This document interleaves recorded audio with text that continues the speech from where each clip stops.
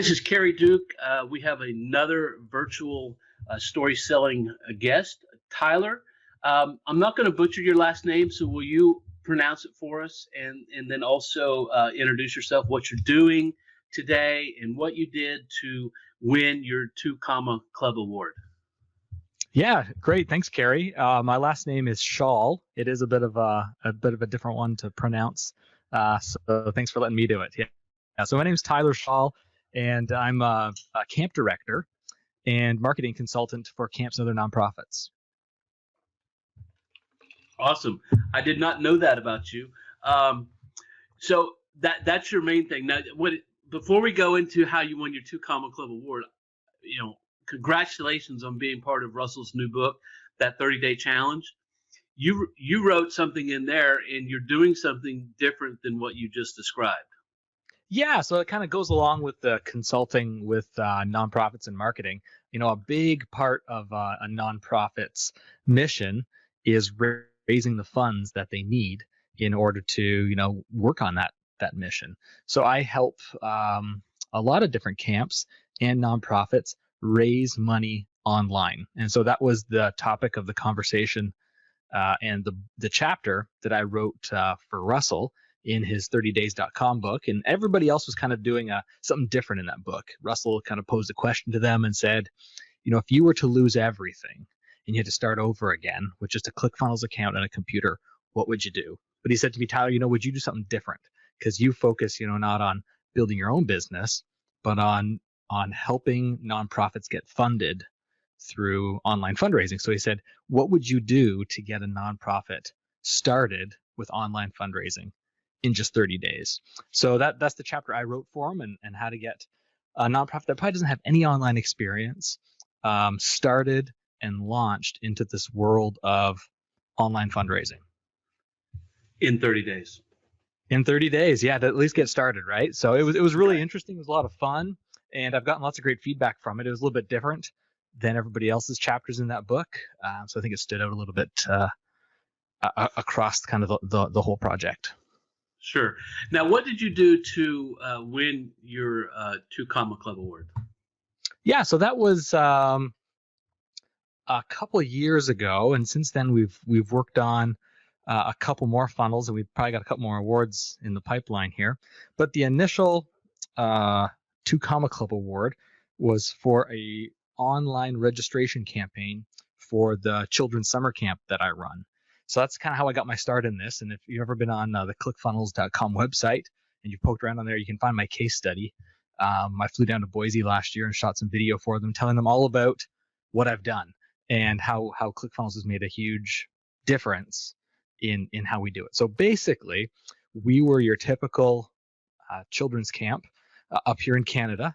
And, if you know anything about children's summer camps, they're just about the most traditional business models on earth, right? Parents pay for their kids to come to camp, and it's often done, by sending out a brochure, and there's a little flimsy piece of paper inside with the registration tear off, and you do that and you send it in, and then, 6 months later, you drive to camp for a week. But we really turned that on its head. We totally changed it. Our camp was struggling, and when I took over, we kind of had to figure out how to remake all of our marketing and our sales process.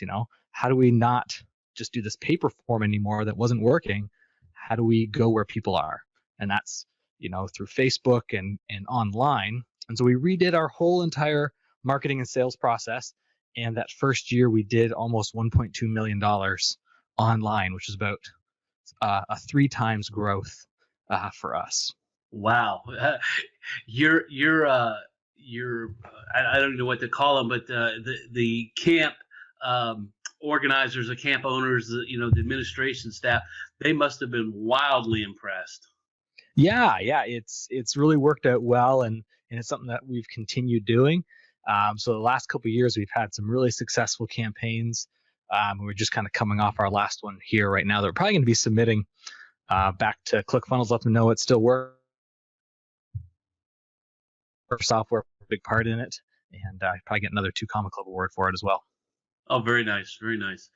Well, let's talk about that a little bit, because there's a story in there somewhere How Yeah. did you figure out what kind of story to tell to reach that audience? Because this doesn't sound like a personal journey story. This sounds more like a customer type testimonial story. Yeah, you hit it right on the nail there, Carrie. I think for us, the biggest thing that we understood that changed the way we approached our marketing was that, when a parent registers their child, than just a purchase. It's way more than that. A parent isn't just giving our camp money; they're giving our camp their child. So I always tell other camps I consult with all the time that currency really is trust really is the currency of summer camp. And a lot of other industries too, right? And so how do we best package up our marketing and, like you said, telling stories in order to establish that trust? And we really quickly realized that we couldn't tell people just to trust us. That's what I tell people. It's called explicit trust. When someone says, "Hey, Carrie, trust me." So you couldn't take the route that politicians take. Hey, just trust me, right? Yes, that's exactly right. When someone says, "Hey, trust me," everybody looks at you a little bit funny and they're like, "Why?" So what we need to do is go for that implicit trust, which meant that we couldn't tell our own story.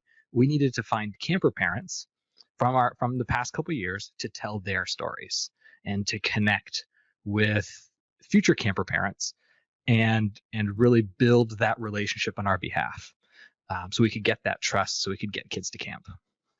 Okay, so this kind of leads into the whole testimonial thing.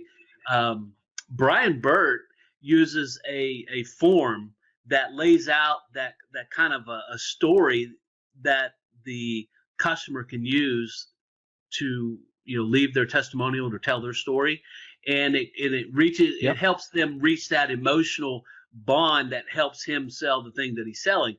Did you go through that kind of process when you started reaching out to the former parents of the camp users? Yeah, so we definitely did have a process in order to find parents who would be, the shining example of people we wanted to share their stories. So the first thing we did was something called an NPS survey, and that's a Net Promoter Score survey.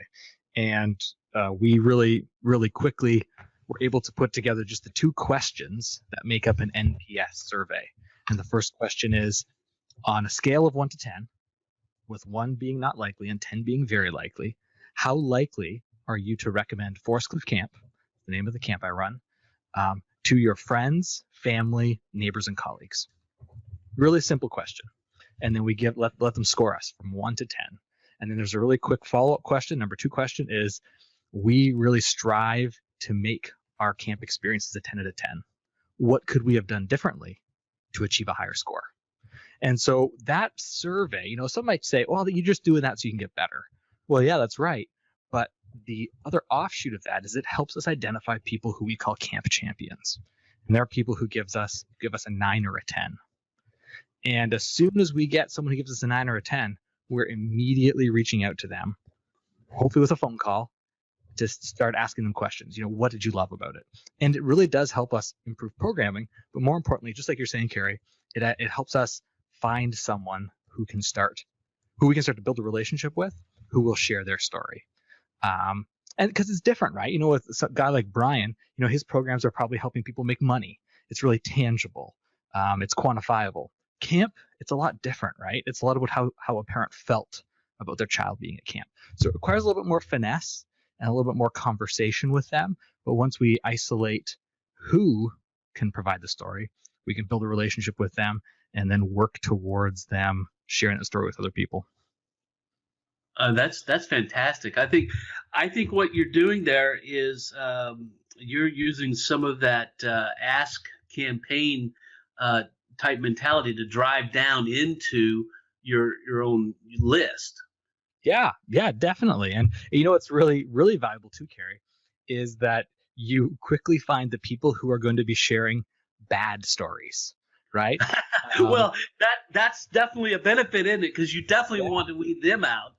Yeah, and because we got to get to them, we got to fix that, because it's not just a bad experience. we know that a person with a bad experience is so much more likely to be vocal about that with their friends and family.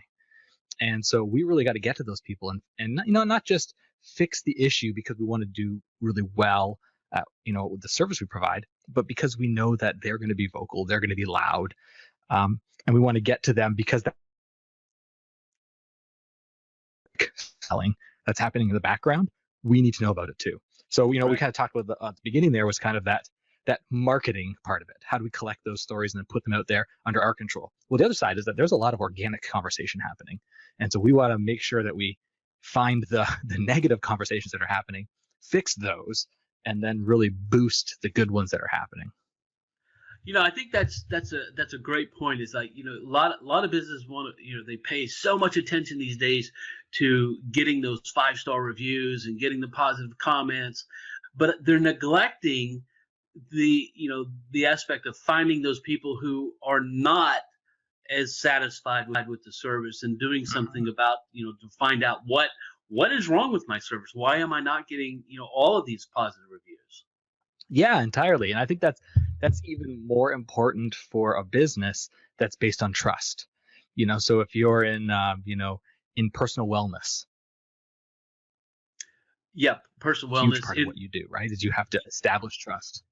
And it's exactly like we are in the camp industry, right? It's all about trust for the care of, a parent's child. So I really encourage people to think about how they best find the stories that are happening naturally, capture them, and then start to promote them. I was talking with a nonprofit earlier this year about doing some digital marketing, and one of the frustrations that I had in dealing with them, and they ultimately did not become a client, was the fact that they couldn't, pinpoint anything about their operation in terms of how to tell their stories. It's like, how can I help you if you don't want to, it's like they wanted me to do everything, yet I'm not the person in touch with the people that can tell the stories, right? Right. Yeah. And you're saying you're not willing to do this aspect. I'm like, well, I'm not sure I can help you. Yeah, I don't know where I heard it first, but it's definitely part of my philosophy when I work with nonprofit organizations is, you can only help those kind of people that are swimming towards you.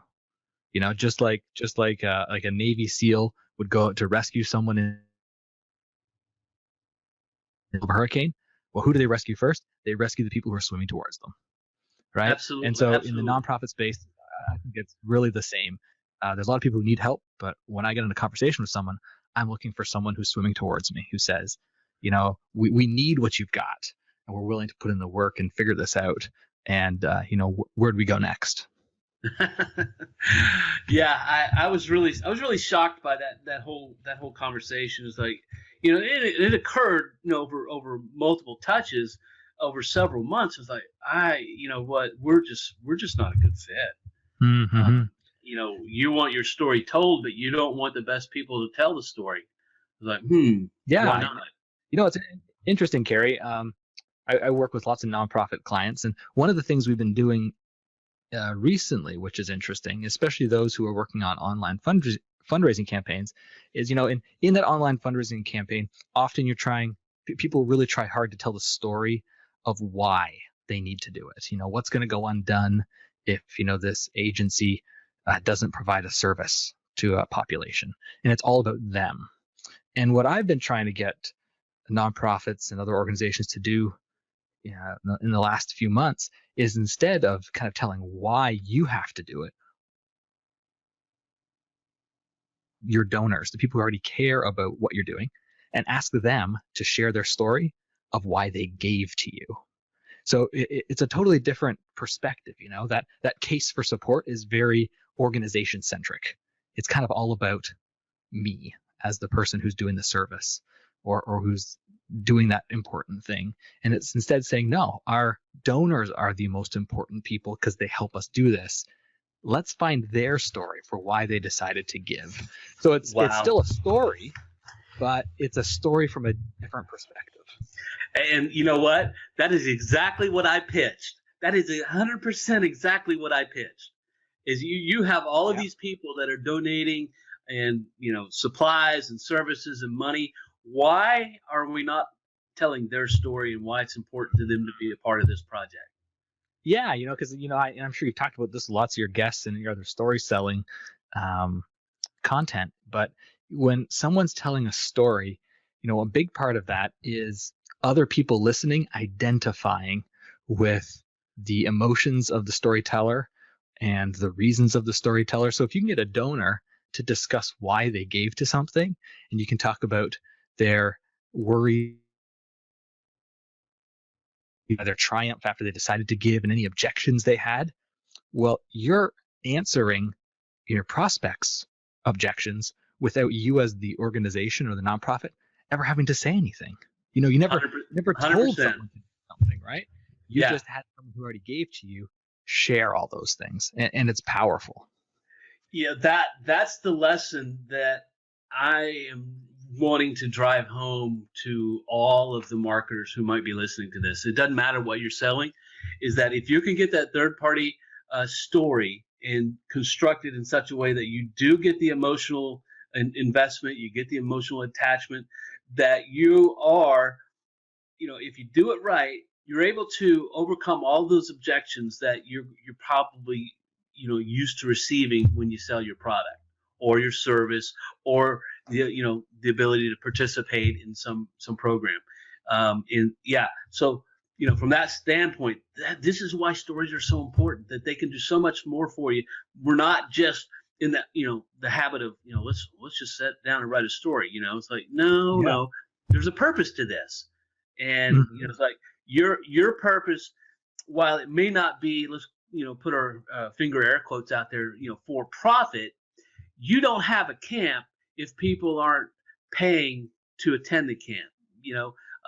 Other nonprofits don't have anything to help people with if they don't get donations, if they're not people supporting their you know uh, project or their foundation. Yeah, I mean, it's incredibly important, and it has to be a huge focus of anyone at the nonprofit, even if their title doesn't include the word marketing or fundraising.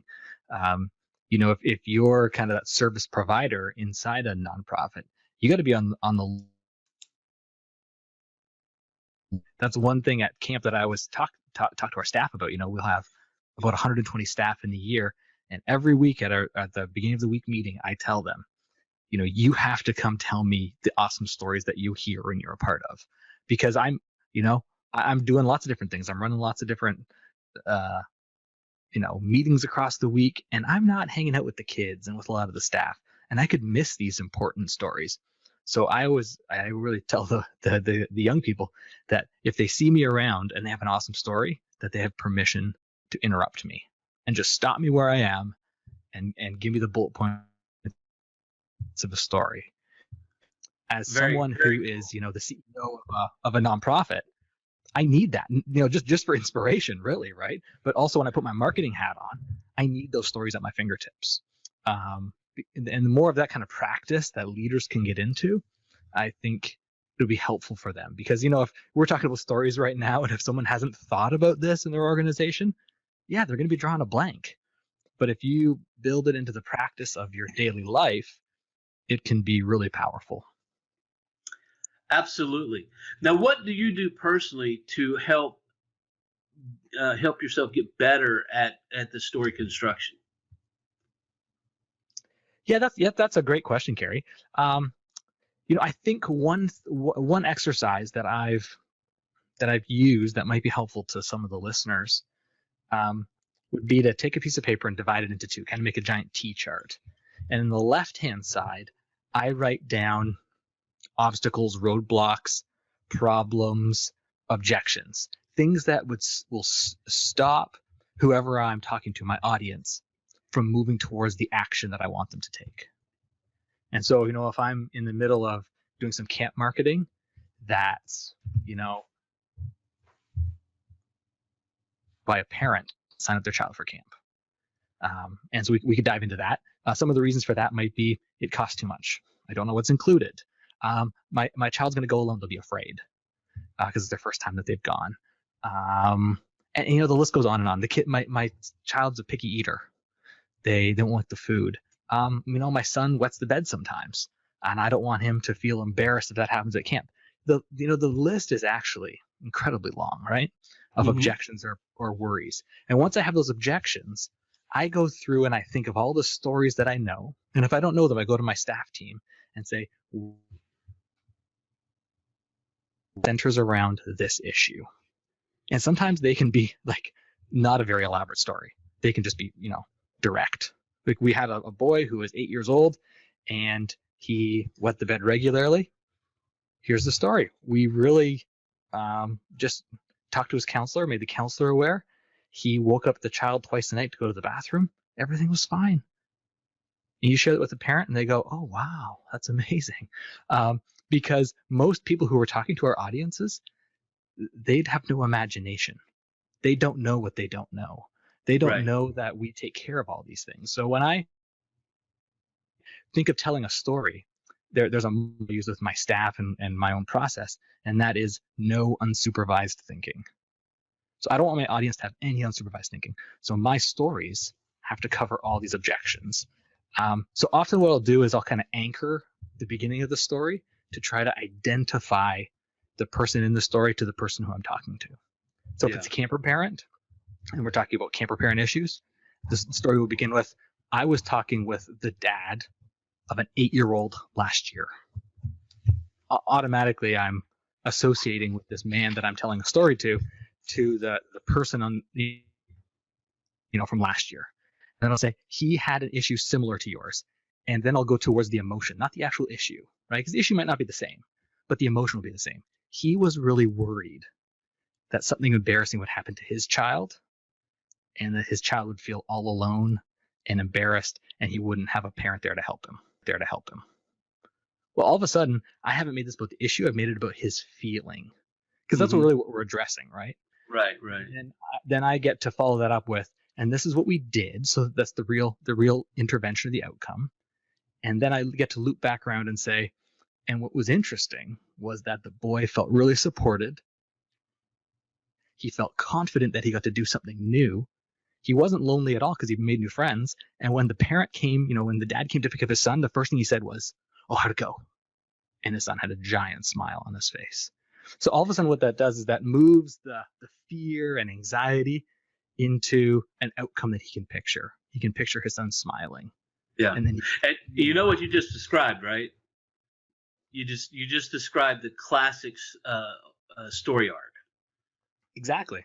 Yeah. I mean, it couldn't have been. It's in this case, I think it's pretty much the Epiphany Bridge script, but that is the classic story arc. You had the underdog, you had the challenge, you had the mentor in the form of whoever helped along the line. Then you had overcoming the obstacle, and then you had the resolution. Yeah, and a triumph, and the feeling of that triumph, and that's how you wrap it up. And everybody can picture themselves in that, right? Because we all want to win. We want to feel good about something, and we want to be the hero. And so for the dad, we made him the hero in that story. So I think that's really important to do. So when you're going through this story architecture and creating these things, I mean, are you doing it consciously and you're writing these things out? And it's like, well, here it is, and then scripting these things, or is this just something that has over time become natural to you? I'd say it happens really naturally in basic conversation. In fact, it's something that we trained our office staff on, because we have a team of people who work doing communication with camper parents, and I call them mom whisperers.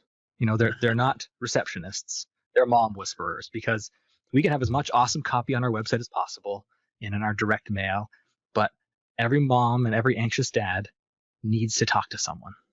So we've taught these same principles to the people on the phones, because what they're doing when they speak to a parent about answering, that little question that they still have before they register, they're doing this exact scripting. And so I would say a lot of what we do happens pretty naturally and fluidly, but at certain times of the year, we will sit down and very carefully choreograph and how stories fit across a theme. So we do that once or twice a year. We have a really large banquet over a few nights at a big banquet hall, and 400 guests or so come. And what we'll often do is, with that theme, look for a number of stories that we want people in and around camp to tell to the banquet attenders. And then so that's where we're very careful. So I would say we do everything from on the fly scripting of how we answer questions, all the way to putting together, marketing campaigns that take 6 months, right down to an evening with a live presentation. And all of it includes, what you labeled before as that classic story arc of, that guide on the side, helping someone get through the challenges, and then have triumph, right? So yeah, we use it all sorts of ways.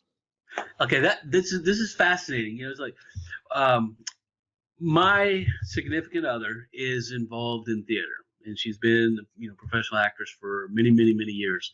And one of the jokes I've always had with her is that that's just a hobby funded by people that like that hobby. I mean, it's not you talk about these theaters. We're in Charleston, and there's a number of theaters, and they're always empty. And it's just it's so frustrating to me as a marketer. Is I would like to see these places full, but you know what? Not only do they not want the help, they think they know how to do it already, and none of them are telling the story of either the benefits of the place or the donor stories. I mean, they're not telling anything. It's like, how do you expect to get the place, filled if you're not able to tell the story? And this is a place that tells stories. Yeah, that's ironic. When I work with other camps and consult with them and even nonprofits, the thing that I say over and over and over to them is, you are not the hero. The person you're serving is. And it's a nuance that they have to get over, but they can figure that out pretty quickly. But then what they have a really hard time doing is how to tell a story that makes the person they're serving, or the person they're asking money from, or the person who they're trying to sell, how to make them the hero. I think that's where the real hiccup is that I see, especially in the nonprofit space, because that's a big change in someone's mind, but a really nuanced change in how you tell a story. Well, I think personally, I think that's the challenge all across the board. I mean, that's the missing gap that I see. Russell Brunson's out here with his 2 books, and he's talking about telling stories. He said, we got so many complaints about people not being able to write a story. We created funnel scripts, right? So we can help people tell the story.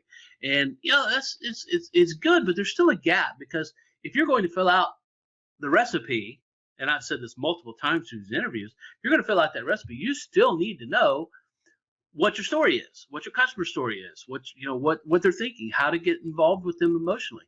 And there's just such a gap of knowing what to do and knowing how to do it. Yeah, I think it really could be one of those secrets that when you unlock really does create, much more successful marketing. And it feels really good too, right? When you get that figured out, you kind of feel like you step into being a premier marketer who can attract people just by telling a story. I think it's definitely a worthwhile pursuit for anybody. Yeah. So Tyler, let's talk about that from your own perspective. What happened? What was the day? What was the time frame? You said, well, you know what? We got to tell better stories. And subsequent to that decision, what changed in your business? Yeah, I think it's happened a few times for me. My background, is kind of crazy, and I've been on Funnel Hacker Radio and talked about it. But maybe from talking to me right now, you wouldn't know this. I'm actually a math teacher by trade. So I went to university because I have a biophysics degree. Yeah, I'm laughing now. Math teacher. Yeah, high school math teacher for 10 years before I got to go back to the camp that I grew up at and help it. And I think for me, it was getting the call to go back to Forest Cliff and realizing in that moment that I was stepping into something that mattered incredibly to me, could have an eternal impact on thousands and thousands of kids in the future. And it was on the cusp of closing. And it really drove me to try figuring tons of stuff out. And I think the moment when I realized that I didn't have to be the focus of the story, but I could find other people who had the same impact as me and get them to tell their story, was a big turning point. Because we've all been there. We've all seen people who have that epiphany moment when they see that they could make something better, and then they kind of just talk about it all the time. And it's not very inspiring, right? It gets old quick. And so I think my ability to get other people to tell the same story that I cared about was probably the big turning point for the camp. And then I never saw myself as a marketer. I just saw myself as someone who's doing something that I loved. I grew up at Forest Cliff. I had amazing experiences, and I want that for other people. And I had a couple friends who were in marketing of really big, national companies and international nonprofits. And I was talking to them one day, and the guy said, "Tyler, like, you've turned into quite the marketer." And I looked at him and I thought, no, I'm not a marketer. I'm a math teacher who's running a children's camp. It wasn't something I wanted to take on, right? I was like, oh no, marketers are kind of sleazy and get people to do stuff they don't want to do. And that was my mindset, right? And so it took me a while to realize, hey, I am a marketer. And with taking that, I realized, I could do the same thing that I did for Forest Cliff. I could help other people do that, whether at there be their camps. I've helped camps all across the U.S. and Canada, whether it be nonprofits, whether it be, small businesses. I've, just because, you go to a dinner party and you start talking to people about what you do, I just kind of start helping people with their small business marketing and kind of turn it around. So it really has become one of those things, in the world of marketing that you can apply anywhere. So I think for me, the real turning point was realizing that if I could get other people to share their stories about something that they loved, it would attract all sorts of other people to that thing. And that's kind of been the secret sauce that I've been following here for the past 5 years. That is amazing. So you're basically the reluctant hero in your own journey. That's nice of you to say, Carrie. Yeah, and I love helping other people with what they do because I want them to feel what it's like to have that success moment, to have that excitement of something working and kind of having that flywheel of momentum turn faster and faster in their own business, in their own life, because I've experienced it. Sure. And it's thrilling and it's exciting. And I want other people to have the same thing. I can definitely hear the passion. Now, did you get to this point with Clickfunnels? I mean, was that like a kind of a turning point for you, or did you seek this out? How did you get to the point where you said, well, I think we can do something really good here, and start telling those stories? What was the genesis of that idea? Yeah, it was a lot of trial and error, but there's a couple principles that I knew that we needed to follow in order to be successful. And the first thing was, and this is kind of going back to when I started working at the camp, it was, we needed not to sell camp to kids, we need to sell it to their parents. Okay. And that's a mistake a lot of people make, right? They don't go to the source, right? And within that, we really quickly realized that it's moms who are selling. It's not dads. Most moms are the ones who hold the checkbook and hold the calendar. So that was the one of the principles we needed to get in front of more moms. And in order to do that, we decided that the most economical way that we could get to a lot of moms in our area was with an online channel, some kind of online marketing. And you had to leverage the power of the internet. You got it. We decided that's where we're going to go. And once we decided that, I just dove in and probably did, like a year's worth of research in a few months. I remember going through, and that was probably in my search, I found Russell, and I went through one of his initial courses that he ever made, which was called Ignite. And I got my hands on that, and I probably did it for about 27 hours straight. Just learned everything I could, and it just made so much sense, right? In terms of how to get in front of people at scale with online marketing to be part of getting other people to tell their story. And I kind of dove into it and just did tons and tons of work, and started using Clickfunnels because that just seemed to be the tool of choice. And it was really interesting the way it grew. All of a sudden, we were able to get, especially onto Facebook. Facebook was one of our best early decisions, and that's basically because women between the ages of 29 and 44 is like Facebook's biggest demographic. Mm-hmm. And one of the biggest first successes we saw that really was the clue to me that we were going in the right direction was we would get a comment thread going on Facebook from our Facebook page about a mom saying, where should I send my kids to camp this summer? They're going to drive me crazy. They can't be in the house all summer. And we had about 4 people tagging us. So we took that, we screenshotted it and posted it on our own page. And then I said, hey, did these people make the right decision in recommending us? And we had like 100 comments. People being, yeah, it's amazing.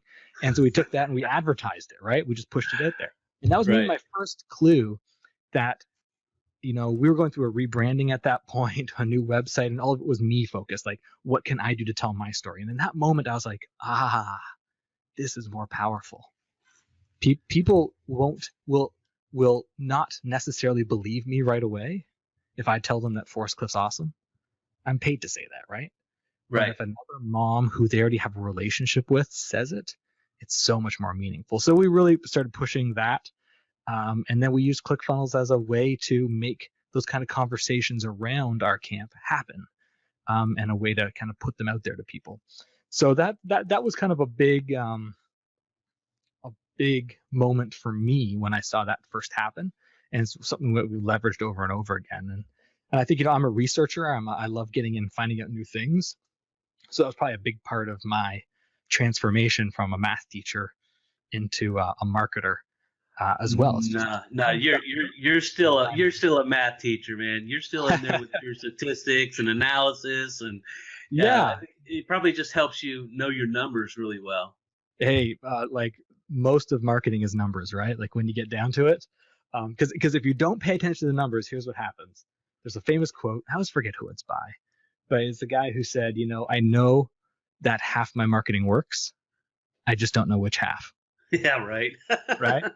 And if you get your numbers figured out, then you know which half works, right? And that's probably the biggest bonus of having a math background. Sure. Okay. So here's the last question. All right. There are what 170,000 people in the ClickFunnels community alone. What would you say to those folks who haven't achieved the level of success that they desire in regards to stories and how to learn how to use stories in their marketing? What would be the one best suggestion? I think we've touched on it before, and I'll say it again. I think in your story, finding a way to communicate that places you as the guide and your audience member, the person you're talking to, as the hero. I think that is just by far the best advice I can give. And, spend some time wrestling with that. What does it mean? How do you do that? I think that would be the number one piece of advice I'd give someone who is looking to have a big impact, whether that be with their product